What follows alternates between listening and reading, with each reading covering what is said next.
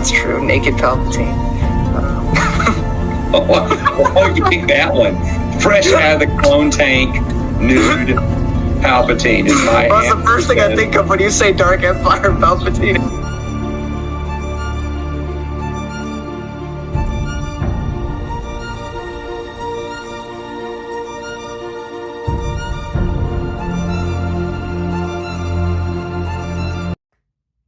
Hello everybody, welcome back to the Dresden Files, Book 6, Blood Rites. Rites. Get it? Like a spell, like R-I-T-E-S. I like the titles, if you can't tell. I'm gonna get the worst thing out of the way that people tend to mention. It's not even bad, it's just, I don't know, it kind of fits. But the B plot of this story involves a porno and people being systematically killed during this porno, so Harry must go undercover to try to figure that all out. That's kind of like the B plot. The A plot is more vampire stuff. So, that's the worst of it. But I gotta say, this was fantastic. In terms of character stuff, I mean, this is one of the strongest ones we've gotten yet. I really enjoy Blood Rites. I think it's one of my favorites so far. I mean, I've only read 6 out of, like, what, the 18 or 19 we have right now? I mean, by the time you're watching this, we're already in 2026, obviously, as with half my reviews. And we're nearing the tail end of 2025 for me.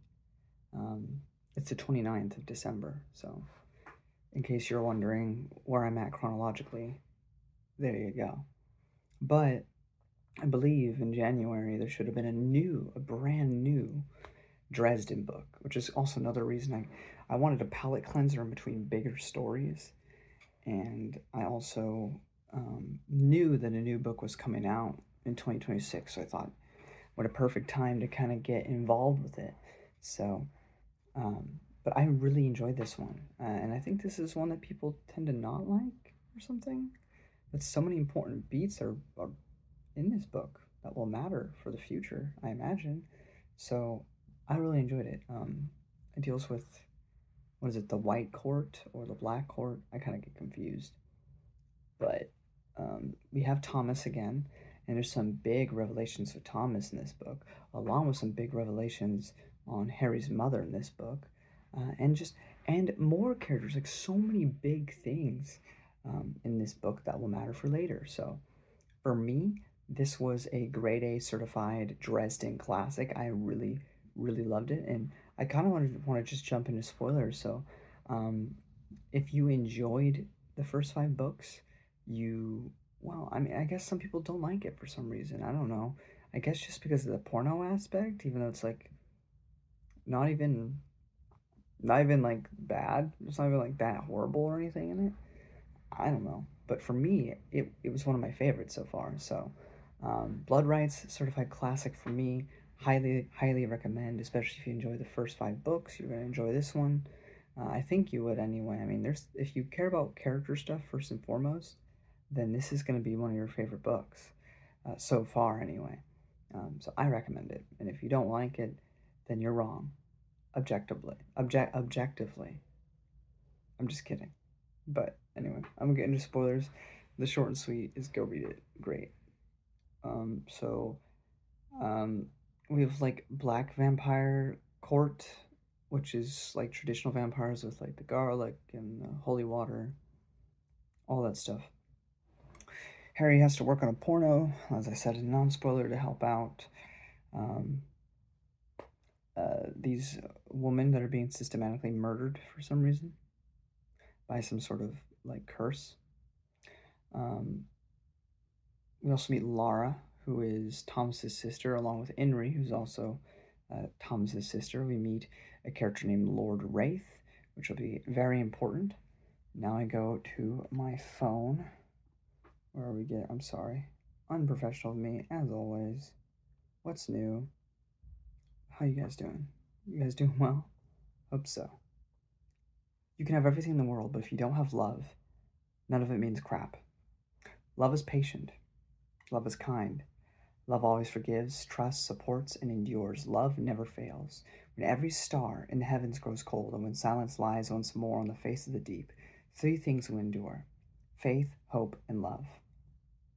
And the greatest of these is love. I finished. That's from the Bible.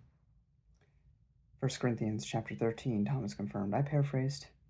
Father makes all of us memorize that passage. Like when parents put those green, yucky face stickers and the poisonous cleaning products under the kitchen sink. But I enjoy the quote, even if paraphrased. It is a good little thing. But the big thing that we learn around here is that Thomas is Harry's half-brother. Harry's mother got involved with Lord Wraith. She conceived a child. That child was Thomas.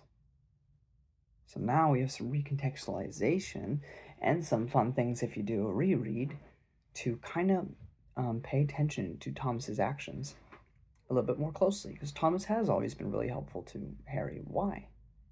Now we know. Because Thomas consistently, when it comes to family, he's always supportive. Harry is his half-brother. Thomas knew this, so that is included. And I just think that's it was brilliant. Everything about that is wonderfully done. And on top of that, just by learning that, we learn more about Harry's mother, who we already knew might have gotten involved in some bad things, but now we know a bit more that she was getting involved in a lot of things, like specifically, like she was not necessarily a bad person, but she was involved in some bad stuff. Also my phone again.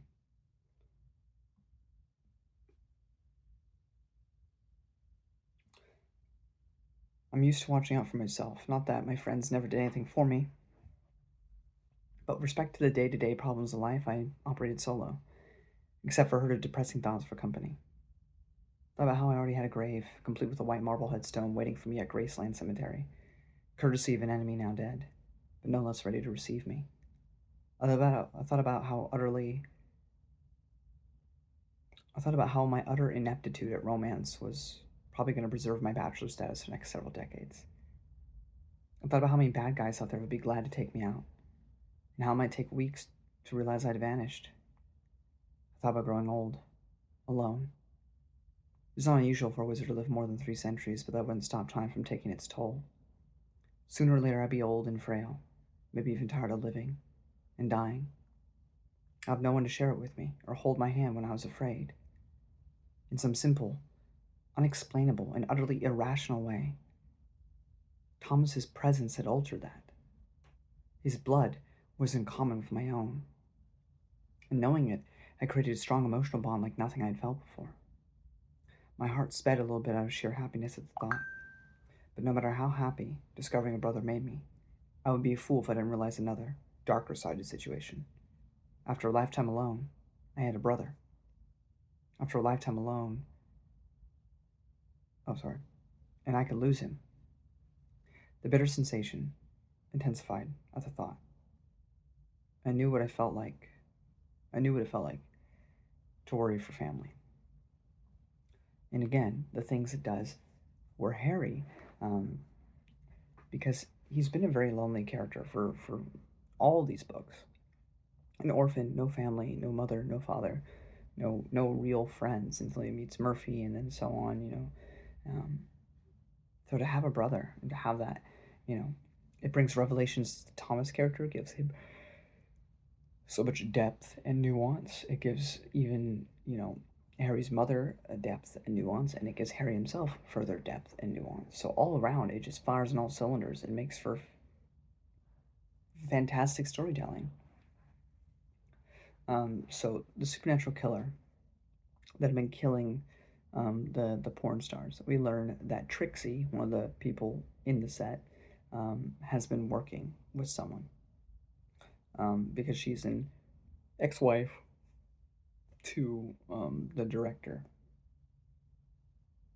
We also get a lot of character development. Again, all cylinders for every single person, or a lot of them. Uh, Karen Murphy, who's been in almost every book, we get to see her family. She has a very big family, but they're very kind of judgmental of her. But then we meet Mama Murphy, which at first I thought was really funny because in Fallout 4 there's a character named Mama Murphy, so I thought that was funny. But beyond that, there's this sort of, I don't know how to describe it. There's just this sort of dynamic with her and her daughter, and Harry just kind of sitting there listening because he knows it's not his place to talk, and you start seeing little bubbling things. Is there a romance a brewing with Karen and Harry? Is that just in Harry's head? Because remember, this is all from his perspective, so maybe it's all in his head. Who knows? But there does seem to be maybe some sparks. Another huge revelation. So when we deal with the vampires in this book, you know, Harry hires Kincaid to help out and kill these vampires, and also asks for his mentor Ebenezer McCoy to help out. But when they meet up at the meeting place, Kincaid immediately freaks out, so does McCoy. They both know each other. They have history. And this is where we get another big bean spilled. We learn that Kincaid is like the #1 assassin for Vlad Dracul, who's the father of Dracula. Okay? And that Kincaid is even human, even though he looks human. What is he? We don't exactly know. Is he another vampire? If so, why not just say so? But it doesn't seem like he is, so what is he? We don't know. McCoy, we learn, is an assassin, but for the White Court, or the council, for the wizards. And this just utterly destroys Harry. I mean, after everything with his first master and all the evil that was done, he gets taken in by Ebenezer, learns how to become a wizard, gets a certain set of values and customs, a sort of, 10 commandments to follow that he believes in truly, about being a good person, helping others, doing the right thing, and he's carried that throughout his entire life. McCoy being his real and only father figure, his real father died fairly young. And so this has been his dad, basically, and I mean, their humor is very similar. We noticed that in book 4 with Summer Nights. We noticed that immediately. Obviously, he raised him essentially. And so, in his eyes, his father can do no wrong. So to learn that his father is a hypocrite, that McCoy is a hypocrite and a liar, that, the wizard court has so much demands in terms of being moral and righteous and not breaking the rules, but when things are bad enough, they're willing to break it with McCoy. And yet they give Harry such a hard time. And all that stuff just compiles, and I'm sure we'll delve in that further in future books, but it was some powerful stuff in this book, I have to say. We also learn that Ebenezer trained Harry's mother, which is why he basically, as the wizard assassin, he gets certain liberties and decisions that he's allowed to make above everyone else, if he deems it necessary. Like, that's his job. When he trained Harry's mother, he was too controlling, and she ran away and got into some really bad stuff. As far as Ebenezer's concerned, that's what he tells us, or tells Harry. And so with Harry, he was a bit more laid back. But at the same time, he chose not to kill Harry. Because originally, what the wizards wanted was, hey, if he shows any signs like his mother, just end him. Ebenezer makes a decision not to do that. He decides to train him properly and instill in him certain values. But all that comes crashing down on Harry right now because, well, it doesn't matter. Because it's not true. Because you don't hold to those values. Because you break those values.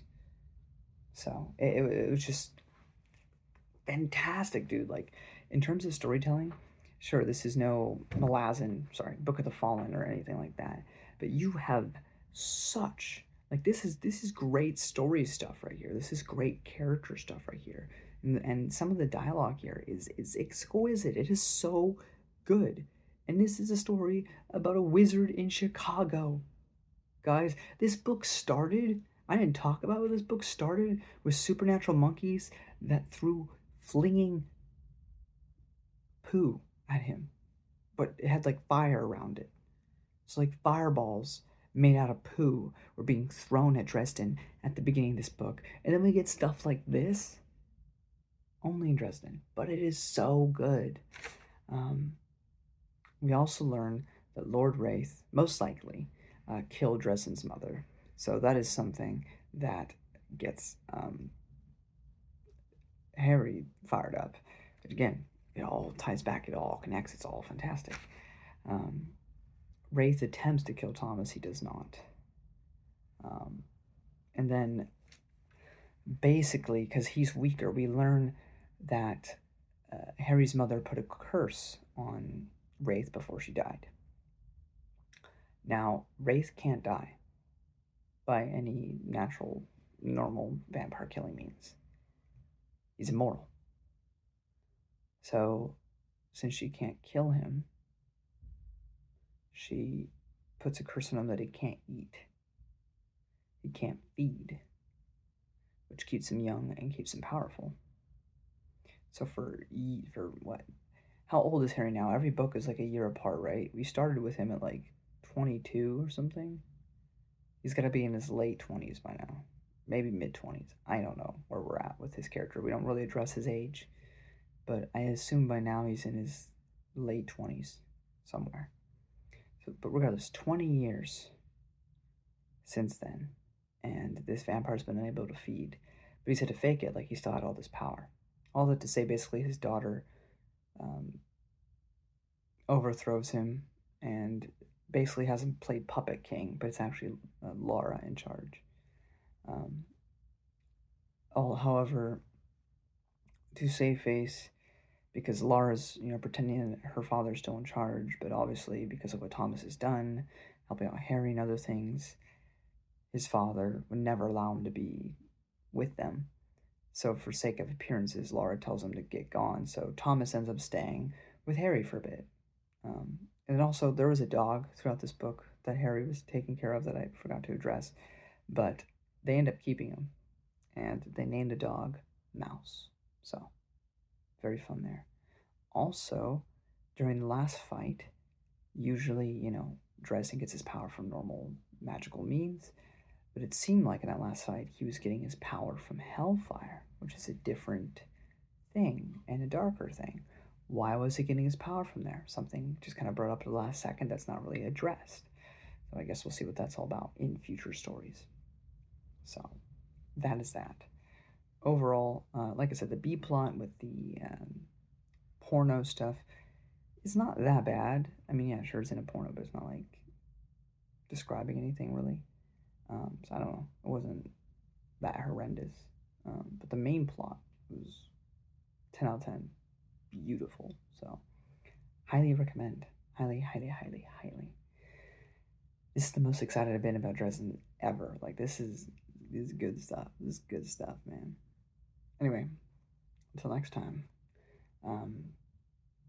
If you see a supernatural monkey flinging poo, run the other direction. Probably. Till next time.